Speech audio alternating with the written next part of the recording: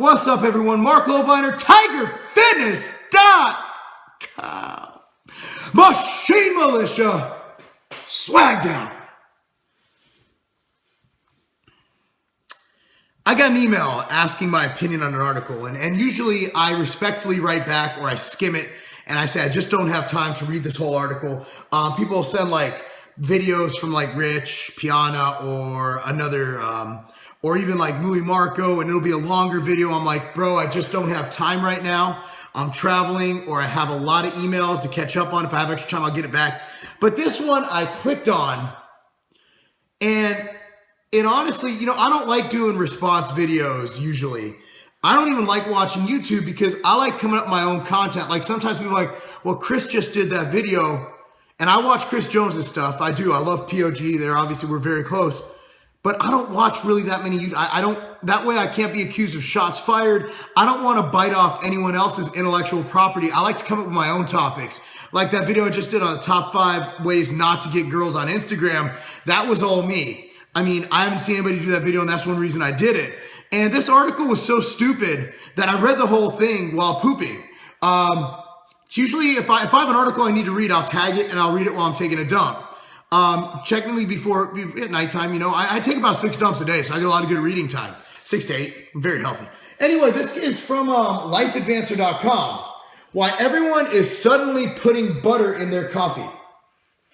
There's a new trend going around that may forever change the way you drink coffee. Instead of usually cream and sugar, many people are just now adding butter to their coffee. It's just about the greatest thing ever. To most people, putting butter in their coffee sounds skeptical, if not borderline dangerous. But not all butters are bad for you. In this case, there's only one butter you should put in your coffee. Grass-fed butter. Kerrygold Unsalted brand is probably the most common you can find in store. But why grass-fed? Most cows are fed corn or soy. It's cheap and filling. Cows are actually meant to eat the other one because they digest it right, blah, blah, blah. Grass-fed cows produce the best milk and beef, and butter made from those cows are just so good. I'm not sure of the milk that comes from cows being different. I do know the meat has a higher fatty acid content of the omega-3s. I'm not sure if the mint does vary, the milk varies in composition, but let's assume it does. Will it be great enough to make one butter good and one butter bad for you due to the slight difference in fats? Now, before I get into this, let's go and dissect this article point by point. 1. Only grass-fed butter has the right fats to regulate cholesterol, not add to it. Grass-fed butter has the best ratio of omega-6 to omega-3 fatty acids, which reduces body fat and is a good source of vitamin K, which, according to studies, reduces the risk of heart disease. A ratio of omega-6 to omega-3 fatty acids does not reduce body fat. At the end of the day, reducing body fat comes down to caloric intake, basically macronutrient composition. If you eat more than you burn, it doesn't matter what the fuck your ratio of omega-6 to omega-3 to omega-6, omega-9 to omega-472, it doesn't fucking matter. It's all fucking bro science. This is some hippie bullshit right here. Let me go further. Number 2. Provides healthy fats for your brain and body to create cell walls, membranes, and hormones. The short-chain fatty acid butyrate, once thought to be bad for you, has been linked to preventing neurodegenerative diseases, including energy expenditure, and is also anti-inflammatory, further preventing heart disease.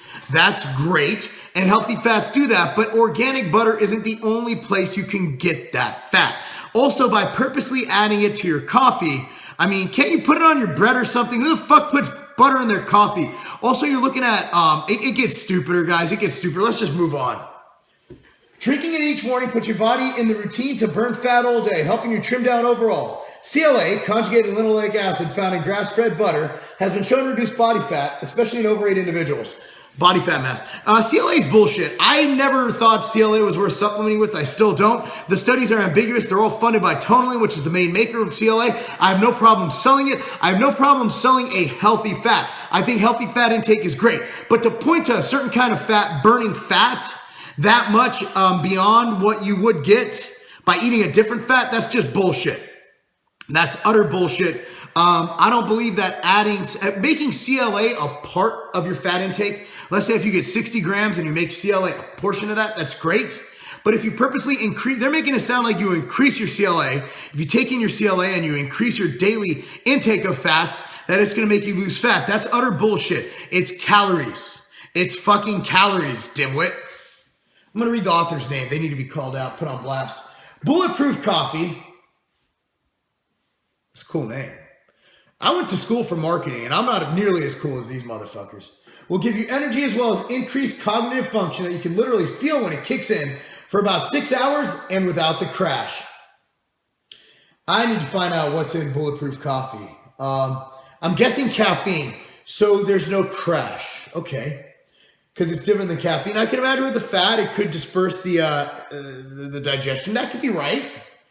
For about 6 hours. Mix in more healthy fats from coconut oil. This amped up drink will help produce ketones, which are created when your body creates energy from fat rather than carbohydrate.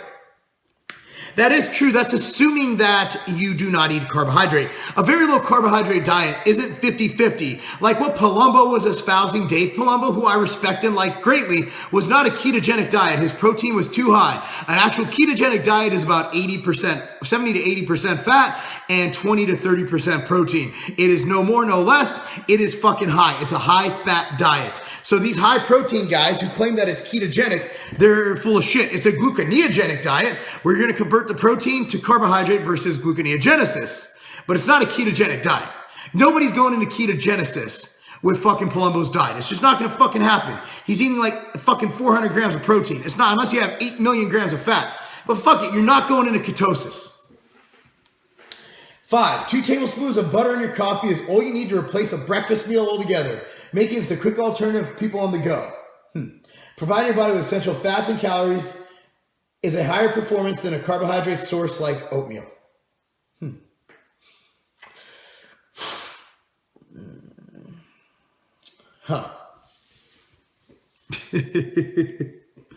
So you're telling me, assuming, I'm guessing that I'm not seeing anything in here alluding to the fact that everybody doing this is on, the comments are great. I don't know a single person that's putting butter in their coffee. Wow, it's the internet. It must be true.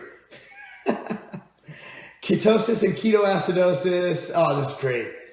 Why doesn't this article have a single reference for the supposed scientific claims? Okay. Oh, God. This is the stupidest shit I've ever read in my life. Your body's preferred source of fuel is glucose, okay? Oatmeal, or any carbohydrate for that matter, oatmeal, Pop-Tarts, fucking Ezekiel bread, white bread, at the end of the day, it all gets broken down into glucose, okay? Oatmeal it's a complex carbohydrate.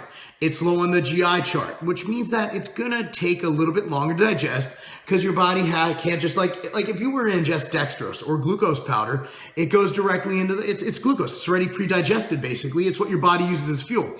But if you're to eat oatmeal, that's going to take time and your body's going to digest it. It's going to spike your insulin slower, yada, yada, yada, and it's going to be sustained release.